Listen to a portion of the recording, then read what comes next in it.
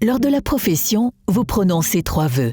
Pauvreté, chasteté et obéissance. Parlons de l'obéissance.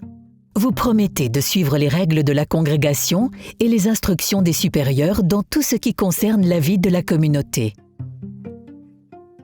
Le vœu vous prépare à être prête à écouter, à réfléchir et à être ouverte à la voix de Dieu. L'obéissance peut sembler particulièrement difficile. C'est pourquoi il est bon de comprendre ce que signifie exactement ce vœu selon le droit canonique. Il y a certaines choses que chaque sœur doit savoir. Premièrement, seuls les supérieurs légitimes peuvent exiger l'obéissance. Cela signifie également que n'importe quelle sœur ou prêtre ne peut pas le faire. Le fait d'être plus âgé, de célébrer régulièrement la messe au couvent ou d'être votre confesseur ne fait pas de quelqu'un votre supérieur. Ainsi, lorsque des prêtres, des sœurs ou même des personnes extérieures qui n'ont pas de fonction légitime exigent votre obéissance et que ce comportement est normalisé, c'est un signal d'alarme. Deuxièmement, une supérieure ne peut exiger l'obéissance que dans les domaines qui concernent la vie communautaire. Les bonnes supérieures respecteront et encourageront vos talents. Lorsque l'obéissance est utilisée comme une excuse pour un contrôle illimité, pour humilier ou briser les sœurs, pour les forcer à donner des rapports détaillés sur tout, y compris les pensées, les sentiments et les conversations avec les autres sœurs, ce sont des signaux d'alarme.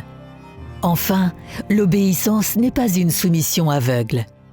Vous avez le droit d'exprimer des questions et des doutes, et votre supérieure doit écouter et donner des réponses raisonnables et justes. De plus, elle est responsable de ses décisions.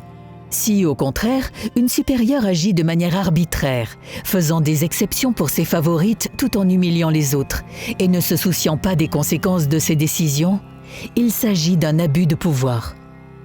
Il est important de savoir que le droit canonique assure un certain contrôle du pouvoir. Par exemple, la trésorerie, la formation, l'accompagnement spirituel et la direction doivent être entre des mains différentes pour éviter tout abus de pouvoir. Si toutefois la supérieure occupe elle-même une ou plusieurs de ces fonctions, ou si les sœurs qui les occupent exécutent aveuglément sa volonté, c'est un signal d'alarme.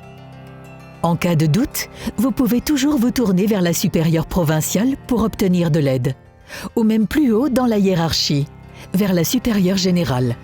De plus, les élections sont un moyen de donner aux sœurs d'une congrégation le choix de la personne qui les dirigera. En tant que membre pleinement professe, vous avez le droit d'élire des représentantes pour les chapitres provinciaux et généraux. Un jour, vous pourrez être élu représentante ou supérieure vous-même. Comme tous les conseils évangéliques, l'obéissance est un moyen pour atteindre une fin, et non une fin en soi. Elle sert à faciliter la vie de la communauté et à s'assurer que toutes les tâches nécessaires sont bien faites et réparties équitablement.